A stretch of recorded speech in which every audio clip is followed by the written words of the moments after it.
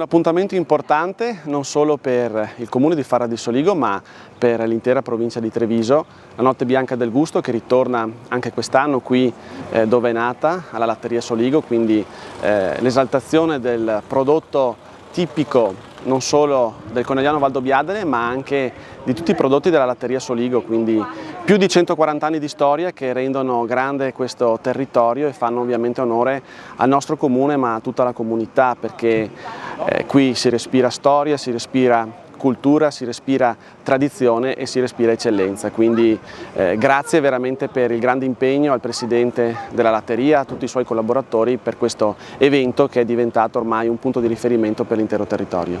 Sì, questo Gran Galà della primavera del Conegliano Valdobbiadene Prosecco chiude una stagione unica che è quella delle mostre del vino del territorio di Conegliano Valdobbiadene.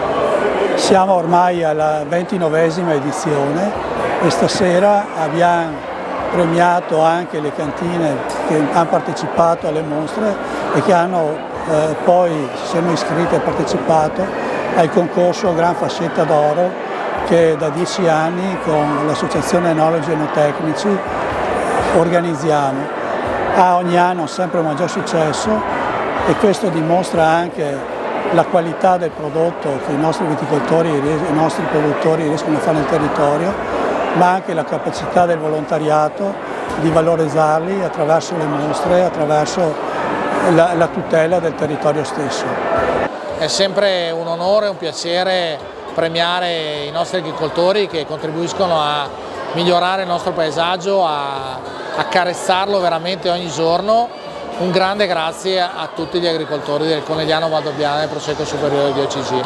L'evento importantissimo per la Latteria Soligo nasce nel 1883, quando in queste colline c'erano gli agricoltori che lavoravano con i loro animali, le loro mucche, le capre e quant'altro. Oggi questo territorio si è trasformato completamente. Oggi qui viviamo in un'area che è la DOCG, queste colline bellissime, no, che sono state lavorate dagli agricoltori di questi territori e che ne hanno fatto delle cantine meravigliose. Però la Latteria del Soligo, dalla sua fondazione, ha sempre continuato ad essere in questo territorio e portare ricchezza in questo territorio. 2 guerre mondiali superate tutte e 2 e nel momento in cui stiamo parlando che dopo le 2 guerre mondiali e non solo, qui l'agricoltura che è arrivata e arrivando anche poi alla fine l'UNESCO, no? È stato tutto un frutto di continuità, di un popolo e di una gente che sempre unita hanno lavorato per portare il benessere, per difendere questo territorio. E quello che io auspico per il prossimo futuro è che questa gente continui a lavorare unita, facendo squadra per fare grande questo territorio. Latteria Soligo sicuramente è una storia grandissima, ma oggi è una grande storia quella del Prosecco DOCG e naturalmente l'UNESCO. L'UNESCO attirerà tantissimo turismo e attirerà tantissimo benessere per questo territorio.